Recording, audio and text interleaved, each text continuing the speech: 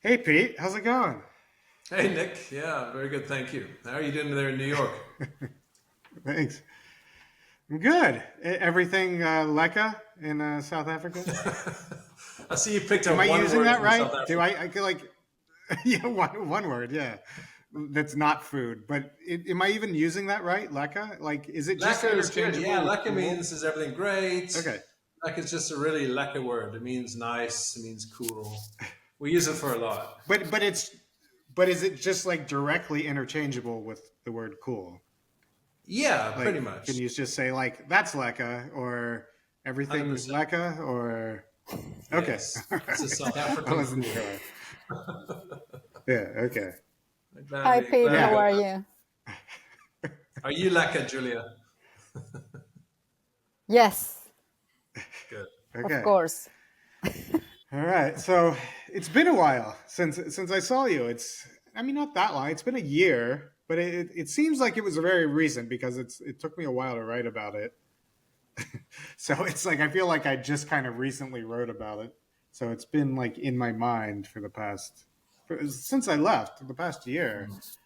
It was such a like just out of this world trip for me going there to South Africa and going to places that you took me with Jan and like seeing just thinking about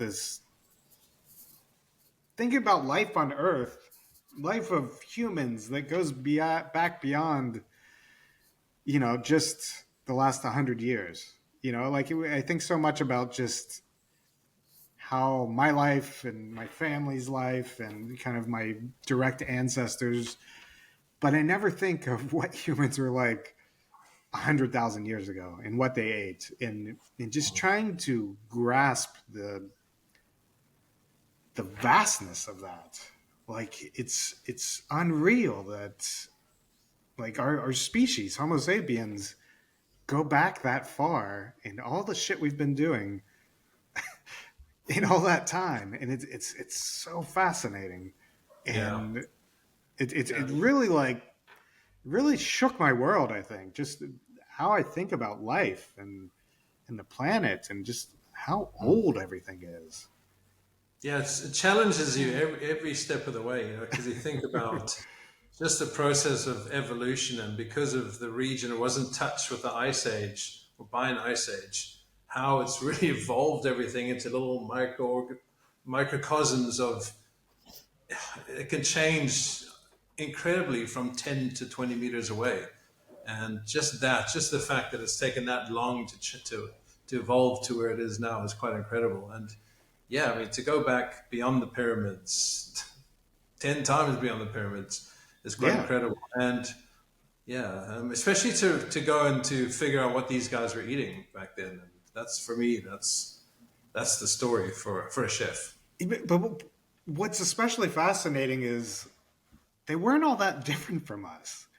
It's like it's like I think at least I, in my mind, had the idea of people more than 5,000 years ago or 10,000 years ago. I guess I don't know, but tens of thousands of years ago, they were essentially so simple and so basic, but that's not the case. They were basically just like you and I. They basically looked the same. They were all just, trying to survive and get food and however they could. And once you start peeling back the layers and understand how they started eating certain things, like and why they started eating them, it's basically the same fucking shit we would have done, you know, in the same positions. I think the difference here is that there was such abundance of food that there was more time to develop a flavor, to bring something into another ingredient Mm, because you want it to taste better, and B, to develop these social groups and social pods, because you're not hunting for just to survive. You've got a plethora of mm, food. You've got food at almost at will. So it develops really strong societies, and so I think it was quite advanced back then. How that society, at least, go 50,000 years ago. People think it's mid Stone Age. They're quite caveman like, and Flintstones, but it wasn't actually. I think they're way more advanced than we know. And we could. So, Pete, when did you start looking into these things, and why and how? What were your methods to find out? Yeah, I mean, as a chef, it just piqued my interest to think that we could be using ingredients that nobody else in the world can use. One, and that people have probably not put on menus before, and ingredients that first man could have been eating, and probably more than likely were eating. And that's just really fascinated me that we can bring new flavors into our culinary arsenal, and we can't not just going to cook with the westernized ingredients like carrots and vegetables and fruit. We can actually be using our own South African indigenous ingredients. So it was about 2.5 years, 3 years ago. We actually we started really delving deep into it, and Jan has given us an incredible amount of new ingredients just based on his Before you research. get into, can you explain who Jan is for Yeah, everyone out sorry. there? So Jan De Vynck, such a cool name, Jan De Vynck. He's a paleoscientist. He's based out of the University of the Eastern Cape, or the University in the Eastern Cape, Nelson Mandela Bay University. That's where he was a professor, and he studied the early diets of humans. And there's strong research that says that the food they ate had a significant impact on developing their cognitive abilities. And they reckon that it was because of the abundance of food here and because of the type of food that actually brought on this kind of taking them from a Homo erectus to Homo sapien. But it's over millennia, obviously, eating these rich foods and also having these social networks develop because of the amount of food that they could get here. So he's a great guy, and he's working out of a place called Stilby, and he's done a lot of digs with professors around the world who've come down and studied these caves that they're bringing these fossils out of, and all these incredible discoveries around Pinnacle Point, where they reckon they found the first evidence of man using fire to cook with ages ago. I can't say how long, but it was over 200,000 years ago. Yeah. So but that was just interesting for me. But how do you bring it to fine dining scenario? Yeah, it's difficult. But it was just going to have to be done with research of these ingredients and working with these ingredients and just talking about these special ingredients that we have here in the Cape. We've got one of the richest plant kingdoms in the world. I think it's the smallest plant kingdom, but it's the most packed with diversity. We've got more diversity on Table Mountain alone, plant species, than in the whole United Kingdom. So, I mean, shows the extent of what we're working with here, and that's just the tip of the iceberg. You saw it firsthand, Nick, when you were with us. It just goes on and on. Every hill uncovers a different species. No, it's pollinator, and it's so unreal. Like for me, I think a lot about Grootbos. Like it's like a private reserve that has all this like very pristine fynbos forest, but it's just this like tangle of different species, like hundreds, thousands of different plant species, all kind of woven together, and it's just like thick and it's crazy. It's like to see. It's just like unlike any other landscape I've ever witnessed before, and all of these different things have weird and interesting flavors that, for the most part, probably have never been really worked with outside of tens of thousands of years ago in very rustic conditions. So to just think of the possibilities of those things, just in terms of flavors and cooking and modern cooking, it's unreal. Like it's crazy, and like there's so many things there. But this type of forest is also disappearing very quickly, right? Pete? Yep, we're not allowed to. And actually it's just being protected. Okay. So we've had to actually bring it into a farming environment. We've done extensive clippings, and we found little areas where we can pick this stuff. We're growing it at the farm now. We've got an incredible edible indigenous garden now. and it's actually feeding all of our restaurants with as much of the stuff as we want to use. So that was the This way. is That the was farm at Beyond. the farm and beyond. This is Yeah, the instead farm of at going Beyond. into Okay. putting exactly instead of Right. putting pressure on the very scarce resources, we decided to actually just bring them into our environment. It's worked well. And can you name 5 or 10 items for products for people to just have a sense of what we are talking about, how surreal it is? Yeah. So one we love using is Sorry, Nick. No, I was just gonna say like most of them like aren't common. You know what I Yeah, mean? Like, exactly. That's okay, why. I mean, like what are the common ones from like Fynbos? There's a Like common the one tea. that's What's the around the tea? world Root? now. Okay. It's a tea. It's a famous tea. It's called rooibos. You know, you've all drunken rooibos or yeah. red tea somewhere. It's really gone around the world. That can only be grown in one small area in South Africa.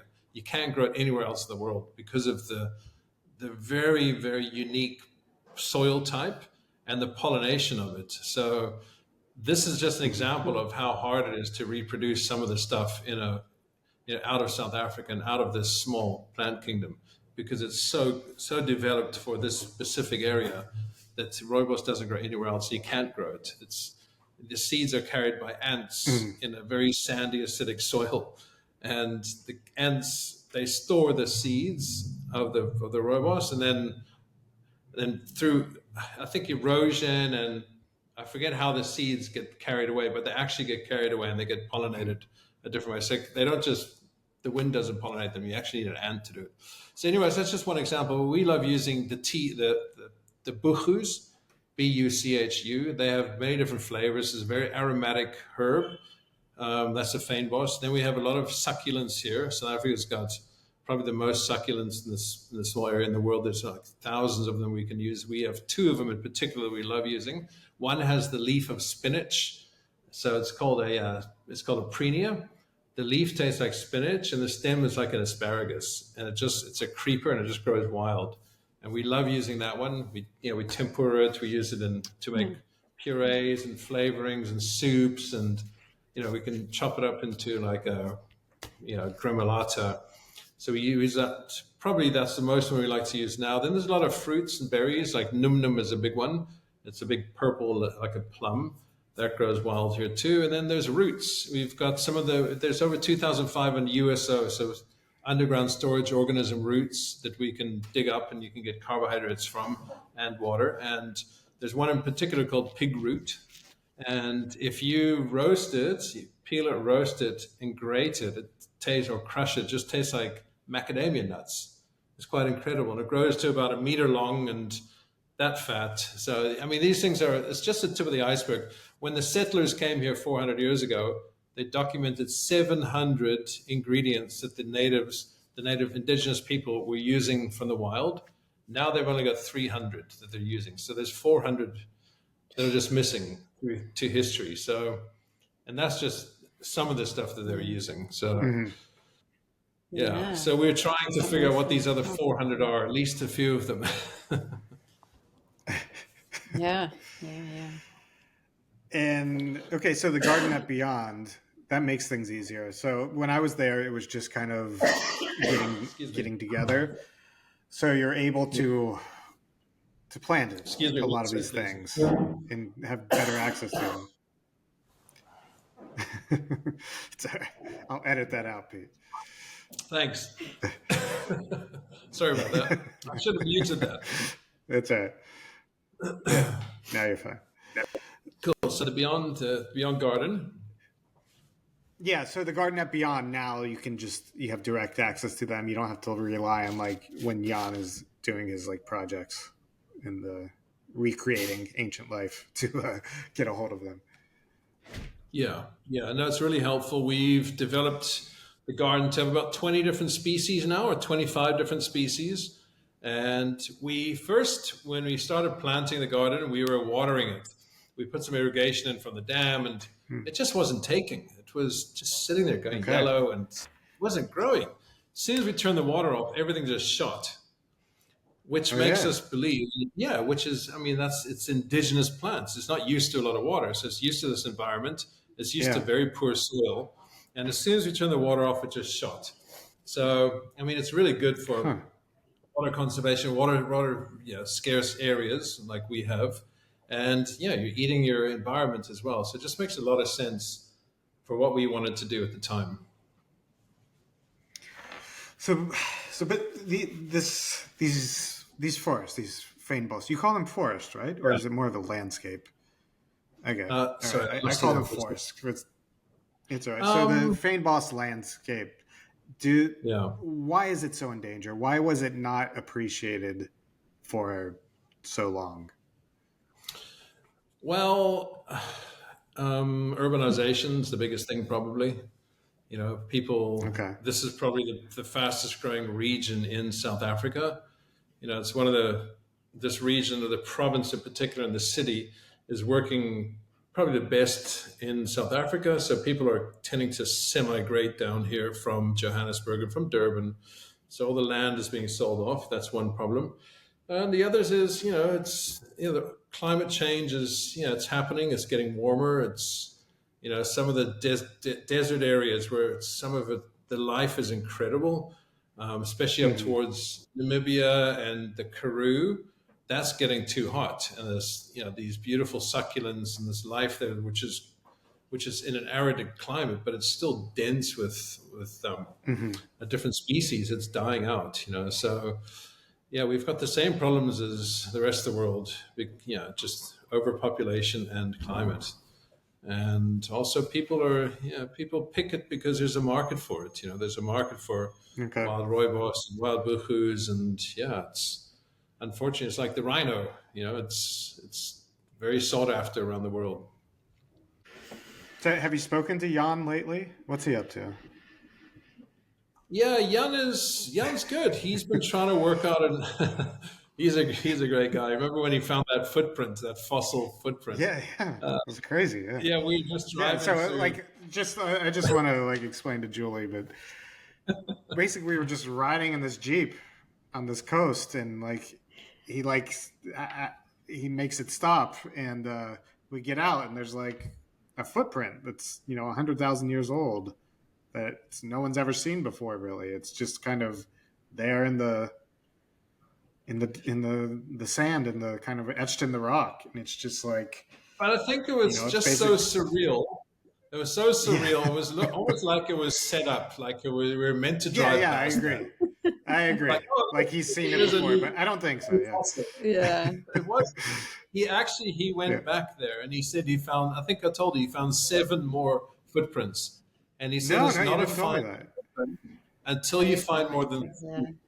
You can't document it. Then you can't prove there's human footprints. But he found 7 of them. So it's actually, he said it's one of the best finds that they found in the region in terms of human footsteps. He said they're about 75,000 years old. Yeah. Wow. That was cool. It's crazy. Yeah, but it's like that whole trip. It was just nonstop weird shit like that, astounding things all over the place. And it's just it's such an impactful thing, and it's crazy. Yeah. Yeah, and how does that has affected the concept of the restaurants? How you articulate all this with everything happening in your restaurants? Which kind of conversations this is opening with customers, farmers, the whole ecosystem surrounding your project or your projects? Yeah, you know what? We've had a lot of conversations with our farmers, and they've all agreed to start growing some of these ingredients for us, because I want the rest of the restaurants in South Africa to also be using this. I don't want to be the only one using it. I'm not the only one, but I think the only one's using it in such abundance. And these things are part of our culture. They're part of our food history. And I think it's sad that it's not mainstream, that you'd find all the other vegetables that you can get in the Northern Hemisphere and fruits, you find them on our shelves, but you don't find any of these indigenous things. So we've actually started a conversation with our leading supermarket chain brand, and they have agreed to start using some of these products in their obviously cultivated ones, in their salad packs and in their, especially the leaves and their herb boxes. And they because they're really, it's passionate. They're passionate about it as well, not just growing foreign products, but to also push our own stuff. And also, it's a story that nobody else can talk about. We've got something very unique here, and we need to be proud about it and celebrate it. So I think in that sense, it's really opened up a lot of eyes, and a lot of palates, a lot of interested palates come to the restaurant because they want to try these new things, and people love talking about it, they love hearing about it. We're pushing it a little bit more beyond, because Fane's got its own story, and we've been on this trajectory for a number of years, where Beyond was finding its feet, and I think it's really latched onto this because of the garden that's right there. We take guests to the garden, and we have these ingredients more interwoven into the menus. But Fane, we're focusing more on smaller ecosystems, I suppose. Like, we're really focusing on what's happening on the land plants, the indigenous land plants, and then the coastal plants, the deep ocean, because we've got a lot of different environments to talk about in terms of food. So Fane's more in that direction, while we're still using some of these ingredients on the menu. But it's just, the whole thing is just interwoven in what I do, and I just love sharing it with our guests, because it's something that I know they haven't tried before. Like, I remember when I was there and we talked about this, and and I was like, it was after a few days, like in Cape Town, and I was like, can I get some like local food anywhere? Like, aside of like your places where I was tasting, these ingredients and small amounts, and like I'm tasting menus, like. Like we talked about this, like everything, all the kind of national cuisine was from somewhere else. It was Indian, it was British, it was, European, Mediterranean, and every magazine that you've read about South African food, and every magazine feature you've read about South African food in the last 20 years has been about those things. I can't think of a single of these like Fane-Boss ingredients or anything like that. All these like native things, and but that's South Africa. So Nick. ridiculously special. Yeah, I know, but still, it's just like the absurdity of that. Where we are. We're it's like, crazy when you think about the level of diversity there. Like, it's unreal, that amount, and it's just everywhere. And it's just been missing. It's crazy. Yeah. It has been missing. But you know what? That is our culture here. We were like the pit stop on the spice route for all the ships coming from Portugal and Spain and England to India. They could only come down this way because they couldn't go through the Suez. It wasn't built yet. So they all came down. They stopped in Cape Town. They brought their culture with them. They brought something with them. And then coming back from India, they brought Indians back. They brought... as indentured laborers, they brought Malaysian people back with them, and it was like this incredible like melting pot on the planet. It was probably the busiest port on the planet at the stage, and all these so that's different part of the reason why. Together. So that is South Africa, with the original melting pot of cuisine. But we're missing what like you're saying, what's really unique about South Africa is pre that. You go pre the settlers. And then that's when it really gets interesting. How do we work out what they were eating back then? This is not like a cuisine like the Chinese cuisine or the French cuisine. It's got a proper cuisine. It's ingredients and it's history. So I think finding out that and recreating that's the challenge, and that's what the special thing about South Africa would be the food. And but it's also difficult, right? Because some of these ingredients, some of these things that sustained us as early humans, they taste pretty fucking gross to our palates now, right? Like, they're very bitter and just like You think about the environment; it gets bashed by the wind. It's a real harsh environment here, battered by the wind and sun, and so it's got to grow up a protective layer, and that always tastes bitter. That's how it portrays. Tell us about like give us an example of that.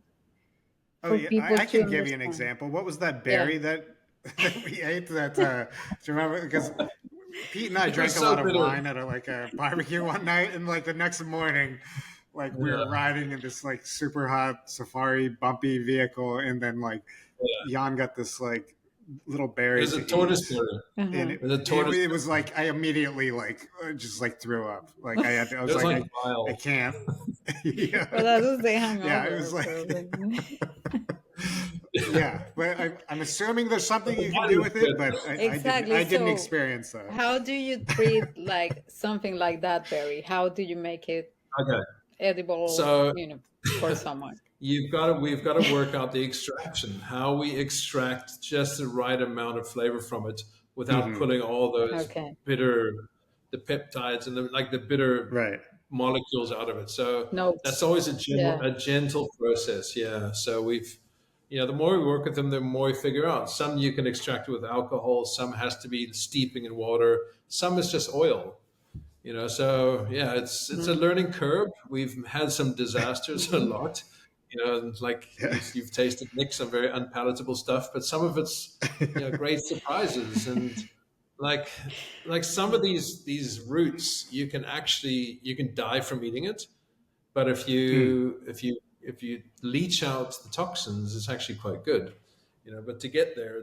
it's quite dangerous. Yeah, yeah, of course. But I don't Yeah. know how people figure this out. That if you Yeah. put some water in something, you can eat A it. few, Or a few, you Yeah. burn it, a burn few away the bets. toxins, you can eat Yeah. it. Yeah. Yeah, a couple of people. Yeah. Well, I mean, I remember when I was there. That's the importance of fire was a big part of this. And fields were historically, prehistorically, I guess, burned, and they could just like pick them from the ground, and That's it. all That's the the secret. like Eh? tannins and shit was gone. Yes, Yeah, that's yeah. right. Some of the iris bulbs in particular. Nick said that lady he was working, one of his peers, she discovered that you can actually eat this bulb, where previously it was bitter and toxic. But it took fire, and after the Mhm. felt burnt or the fynbos, they noticed that the primates were they're actually eating these seeds from the ground or these roots, and they figured that out that you can just burn it away. So a lot of it is just watching what the animals do, which is incredible. Which is just Have what you we are. found, Mm. yeah, have you found colleagues, peers of you in other regions of the world doing something similar or finding similar foods, or it feels Yeah, I think very Nick, specific and unique? you told me Rudolph Yeah. I Guzman's mean, doing stuff, right? yeah, like Similar Chile ingredients. is the place like that reminded me the most of South Africa, just Hmm. because the coast of Chile, at least, Yeah, and yeah. I mean, I was just on the kind of coast of South Africa too, but just with Mm. the rocks and the mix with desert and the dryness, and then Hmm. the some of the types of plants. But I think what was special in South Africa, at least, was just the amount of these kinds of plants.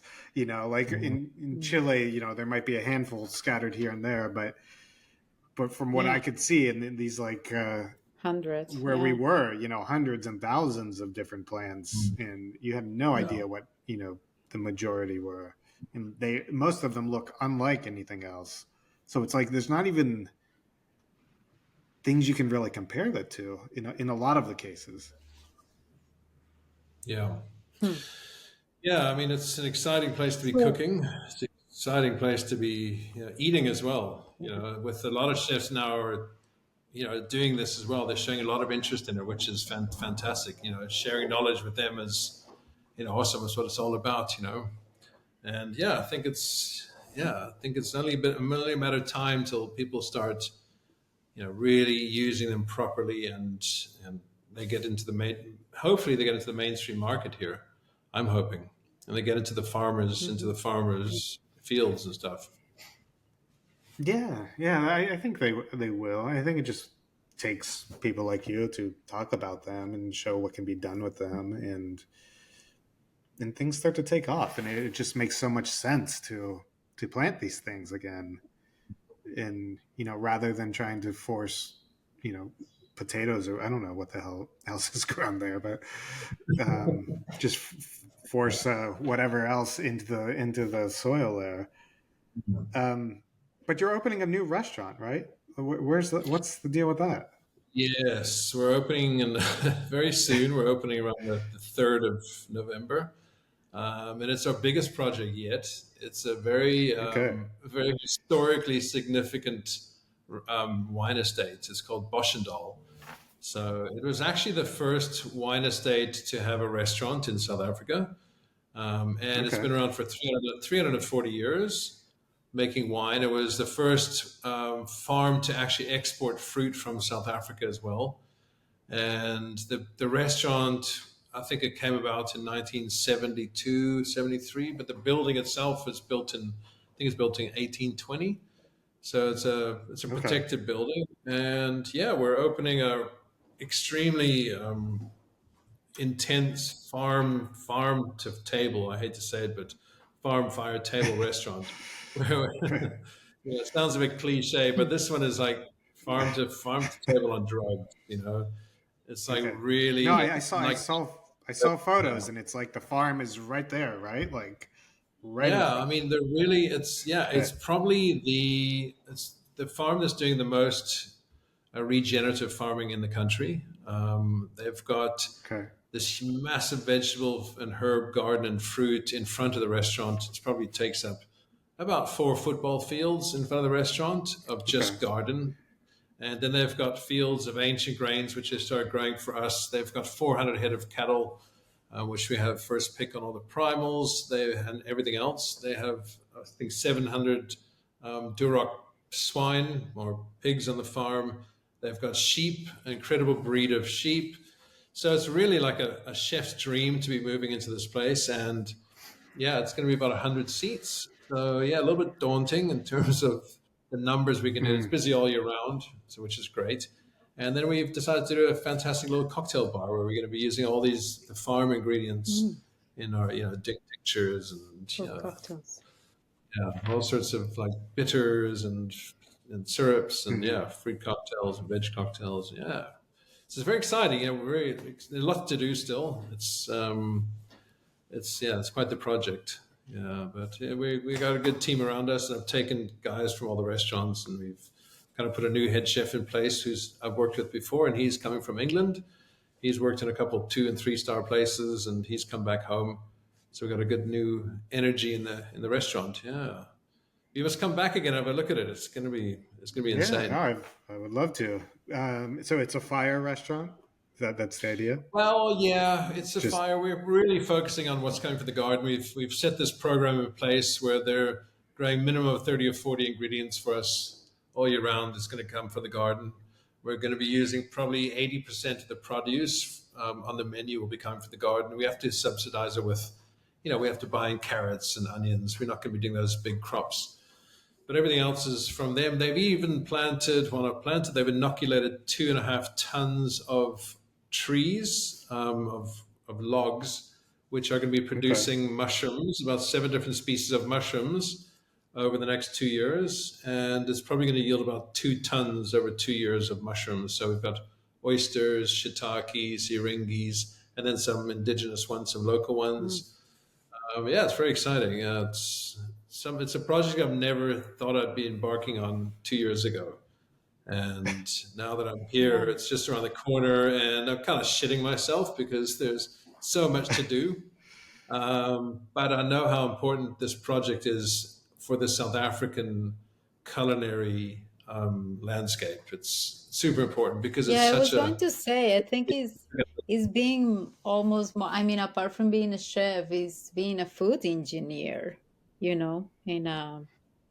you're engineering, obviously in an artisanal way and natural way, but this is beyond cooking, right? Is beyond oh transforming yeah, gee. ingredients. Is I wish I was full time, changing Julia. the ecosystem, right? Sorry? No, you're right. You're right. I said I wish I was cooking more, but you're right. It's becoming more of an engineer and a manager, and we're putting Yeah, these yeah. beautiful spaces together, and it's just. But the only downside is taking me out of the kitchen more than I want to be. But I've got such an incredible network of people around me that I can actually leave a lot to them, and I can still cook a bit, which I'm very excited Well, about. as you're Yeah. thinking about the legacy of all these people that ate this food, maybe you can see yourself as and your legacy, beyond. But it seems to be bigger than cooking in present time. Yeah, yeah. You need to do more than just cook these days to make a living, unfortunately. Hey, Nick. Well, that too. Hey, tell me about it. Yeah. Uh, Yeah. So listen, also just to go so, back to that, mhm. with the extension of the farm, it goes quite far beyond the restaurant. They've got their own. We're doing our own bakery. We've got our own charcuterie program going. We've got our own preservation system set up. So all excess food from the garden will be going into a fermentation program. We've also got our own composting going already. So we've got mounds of compost, which are going up to 70 degrees Celsius inside. So some of the cooking for the meal is actually going to be done deep underground, where we don't need any electricity, any gas. We're going to be cooking in, I hate to say it, doesn't sound great, but we're cooking in compost. So I think that for me is like really like Yeah, next yeah. level. No, Even though it's really basic, they did that it's at, I don't know if they still do it, but at Blue Hill, they used to do that. They had yeah, like a little oven in the compost pile. yeah. So But think I of don't Blue think it Hill was like twice significant. the I think it was size. just like, Yeah, yeah. Okay, yeah. yeah, incredible. Yeah, a lot Okay. of fun. What is the concept of the bakery? So we've got 4 fields doing ancient grains. We're doing our own wheats, and we've got sorghums. We've got rye, and so they are going to be milling. I think they're starting to mill after this season. So after this summer, they're busy growing them. But the bakery is doing right now. We're processing all of our sourdoughs and all of our indigenous, like our local breads that are made from grape must. So Hmm. after grape season, we keep the must, the yeast cells in the must or the grape lees, they're still quite active after you rack the wine off. And there's a traditional bread that gets made out of that. It's called a mos boliki. And that is, yeah, significant to us, and it goes back, hundreds of years. And that's one of the big products from the bakery. And we do all of our Hmm. croissants and all of our pastries and everything for breakfast. And so it's all like really, we don't need to go far. I mean, you're cooking from a 10-kilometer radius only because our cheese supplier is 8 kilometers away. Else we'd be cooking everything Okay. from the farm. Yeah, so it's very exciting, and yeah, I can't wait for it to open. I wish I had another month, but anyways, it's 2 weeks away. Do you have a name for it? Yes, it's actually going to be called Arum, Arum, like the arum lily, Hmm. the pig Hmm. ear, the white lily of the valley. And Mm. it's because in the valley that the restaurant is, it's every springtime, these arum lilies, they're indigenous to this region. They're everywhere you look. It's just white lilies.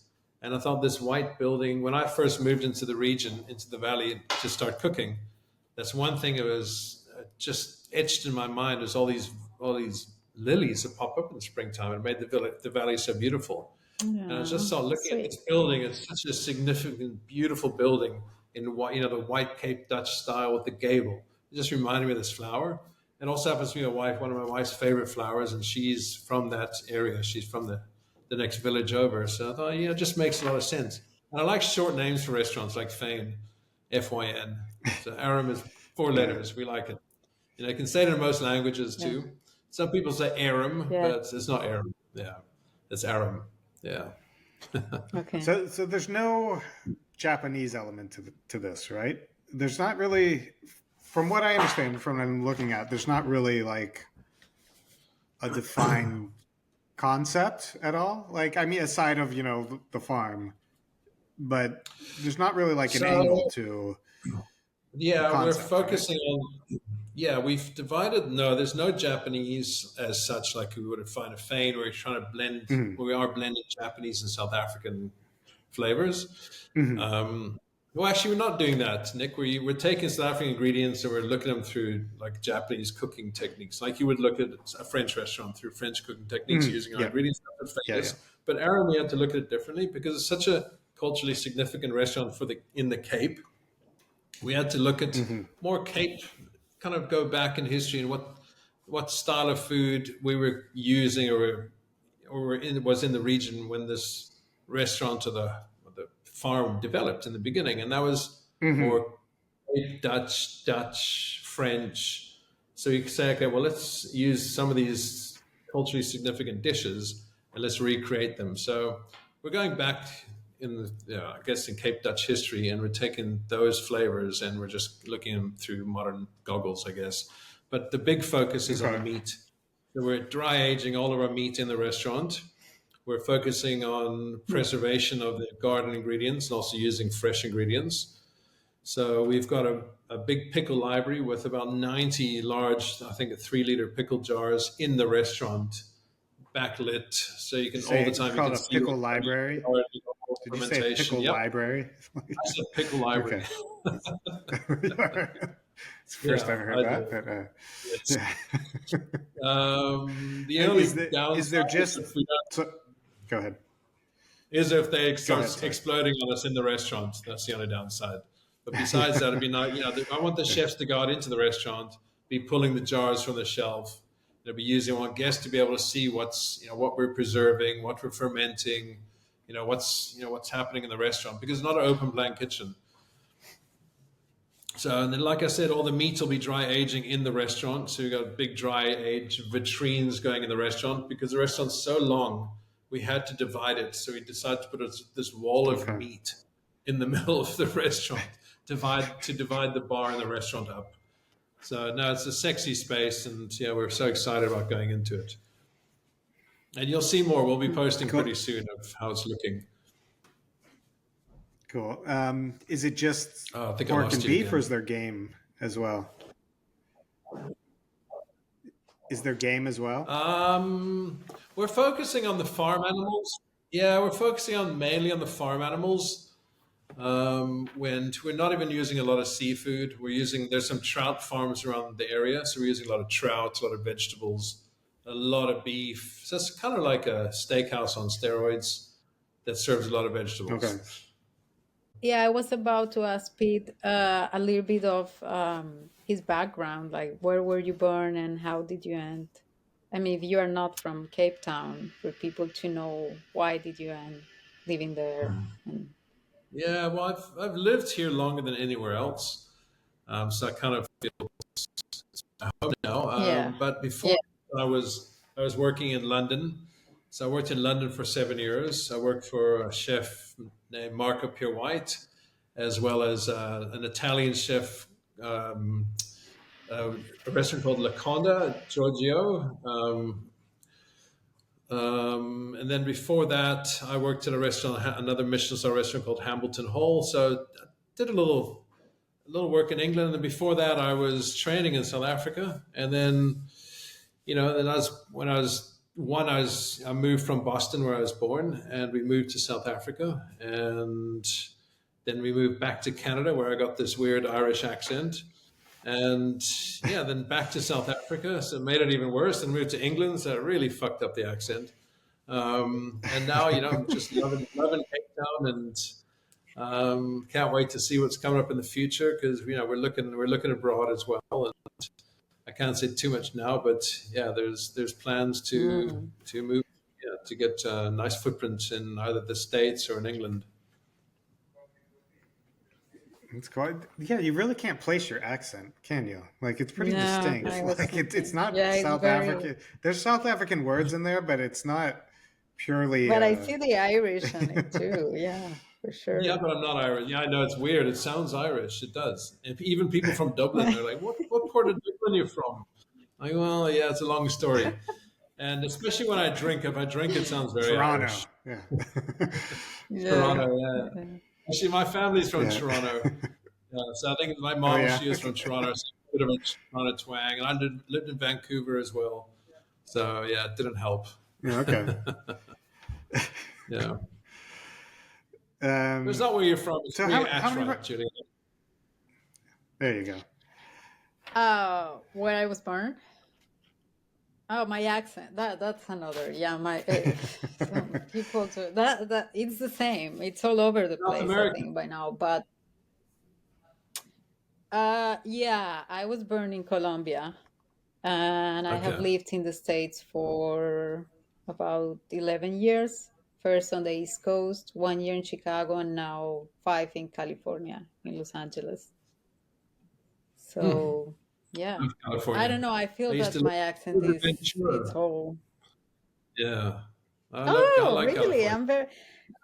I was living there Oh, in the that's. early '90s. It was a different place back then, and I went Oh to yeah. school in Arrowhead Springs for a little bit. Huh. Also, but that was back in the Interesting. '70s. That's when California is really cool.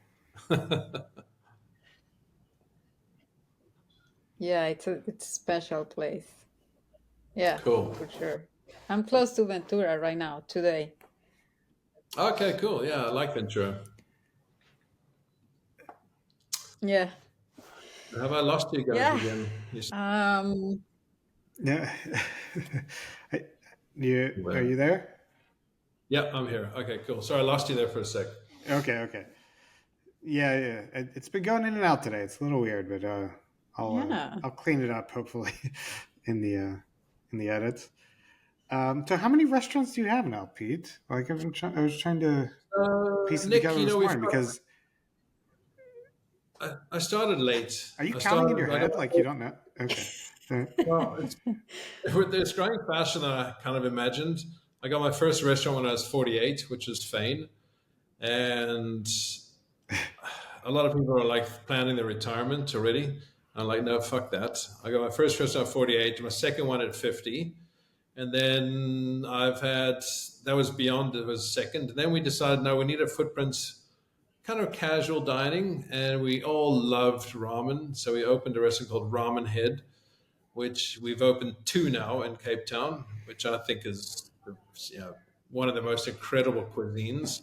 It's just so simple but so complex at the same time, and it's so amazing to make as well. And then we've opened a little sushi joint. I'm in collaboration with a chef friend who's called Shin Tagagi. So he's a two Michelin star chef from Kanazawa, and we opened a little sushi joint together in Cape Town. So that's like the fourth one, and yeah, we're going to be doing this baby now. So it'll be actually Arum will be number six. so remind me when did Japanese cooking enter your life? The day I stepped into a kitchen, actually, my first kitchen was in close to where Arum is, actually, in a town called Parle. Okay. It was the top restaurant in South Africa. It was my first day of training, and it kind of I knew I wanted to be a cook after like my first 3 months in this restaurant. And the chef there, he had done a lot of training in Singapore and he worked in Tokyo. And he was a German guy and he had a lot of these ingredients in his pantry. And the menu in this restaurant was changing every single day. We had to come with a new a la carte menu, which was like three starters, four main courses, three desserts every single day. So it really Okay. challenged us as young chefs. And I mean, we had to keep coming up with new things. And he had a lot of these ingredients in the pantry. And I didn't know how to fucking use them. I just thought, no, they're so full of umami. I love them. And the balance wasn't always right. But it Yeah. wasn't. That was in 1996, 97. And then I went to England in 1998. And I started working in Marco Pierre White's kitchens and Locatelli's kitchen, and I didn't really use a lot of it again. And it wasn't until I came back. Hmm. I've always loved eating like Japanese food, but I never really understood it. And then it wasn't until 2008, to my first trip to Japan happened, and I worked in a kitchen called Hotel Dimakuni. And he was probably the most famous chef in Japan never to get a Michelin star. He had a Relais Gourmand status, which is about equivalent to two Michelin stars, according to the Relais Chateau. And everybody knew him. He was always on TV. Couldn't speak a word of English. Spent 2 weeks in his kitchen. It was the most silent 2 weeks of my life. I couldn't understand a word they were saying in the kitchen. They couldn't understand me. But it was just kind of getting by through, a lot of hand signs and showing and tell, and drawing, but it was the most eye-opening experience of my life because of the respect for their ingredients and their meticulous work ethic and their respect for each other. He was a hard ass, but fuck, these guys respected him. Do you find that when you started cooking Japanese food or being interested in Japanese food, Yeah. did it change the way you thought about South African ingredients? Yeah, totally. Yeah, Do you 100%. think that's kind of the thing that set you on the path to where you are now? Yeah, yeah. Because I talked about this earlier. I knew that to extract the flavor from our local ingredients, you couldn't use French, you couldn't use butter, you couldn't use heavy Hmm. techniques, which is what I've grown up with. I'd been trained French style, and Yeah. worked in a lot of kitchens. Where this is all I knew. But if you try and add a lot of these ingredients to a heavy cream sauce or to a beurre blanc or to a, you try cook whereas applying it to a dashi is a lot easier. You got Hmm. different results. So it was when I started working with dashis and misos and like interesting soya sauces, then I started really, yeah, it actually opened my eyes to our ingredients and to how we can apply flavor and how we can apply the extraction of flavor from them, because it has to be a lot lighter. It has to be a lot easier on the palate. So, I mean, that's where it kind of started. It was 2008, and I said, "Fuck, I love this. I love Japanese food. I have to bring Hmm. some of this into my cuisine more." So I started working with it over the next 10 years. And it wasn't until 2018, 10 years after, that this was probably 5 or 6 trips to Japan, that I said, no, now's the time. I'm 48. Geez, I've got to do this. And Hmm. there's a gap in the market. Nobody's really doing this using Japanese in a fine dining environment. And I Hmm. need to be able to meld this into South African food. And I need to have a combination that doesn't make it a Japanese restaurant. It makes a South African restaurant where we're looking at it with the Japanese lens on. And it just worked. It worked from the beginning. I think people love that the Japanese cuisine or the Japanese style is so like symmetrical and clean and lean. And then you got this really rugged African kind of vibe going on in the back, and these flavors and ingredients coming through that just piqued the interest of so many people. And yeah, so it's just the right time, and it's the right food. And now we've kind of developed it over 7 years to say, listen, we're less Japanese, we're more South Hmm. African. For people to experience Spain and South Africa, you need to be people want to taste the region. So we had to make it less Japanese and more South African now, without losing this, or how we started with this, the Japanese kind of concept in the background. So now it's been a bit of a, kind of a repositioning of the restaurant to make it, feel more naturally South African, more naturally African, and less Japanese. So, but Yeah, but I I think it still makes sense. I mean, I think it makes a lot of sense because it's not really that you can cook a lot of these things in some sort of native way. Like it wouldn't make sense on a lot of levels, just from a modern flavor standpoint, I think. yeah, But to me, it still feels like I didn't really. It feels South African to me, at least the what I had there. Like good, it feels very good. distinct and South African in that way. Yeah, Yeah, of course, there's Japanese elements, but yeah, it's cool, and it's like it's weird just how that bit of information that entered your life mm, from somewhere far away mm. could make you look at your home so differently. Definitely, yeah, I know. It's true. I think a perfect example of how we kind of blended the two. You've sat in the restaurant, you've looked at the ceiling feature. I told the Hmm. designer, Tristan Duplessis, who's now quite famous around the world, he's like one of the top restaurant designers. I said, Tristan, this is my project. It must feel African, but it must feel slightly Japanese at the same time. So he came back and he proposed this roof feature. And I said, what the fuck is that? People are going to be looking up. They're not going to be looking at the food. I don't want that. And he said, listen, trust me on this. And I said, listen, I'm paying you enough money. I've got to trust you. So I trust you on this one. And sure enough, when he designed it, and he said, just before he installed it, he said, Pete, I'm going to design a restaurant where people who walk in are going to take their phones out and take a picture of your restaurant. Like, nah, yeah, good luck. Good luck with that, mate. And sure enough, to this day, everybody takes their camera out, takes a picture of that. And then the hard part is, or the hard job is to actually get them to take a picture of the food next.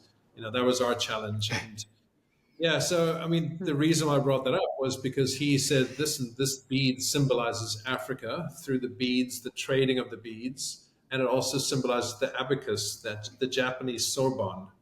Yes.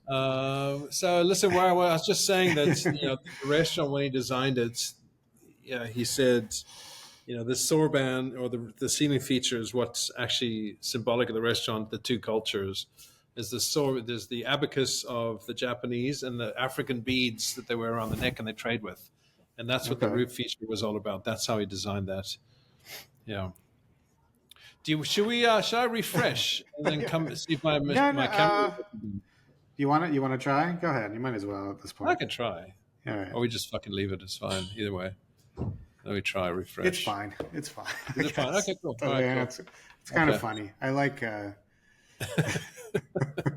It's a bit fun. I like when, yeah. It's Africa. All right. All right. So what were we even talking about? Yeah. So Fane is South African. Yeah.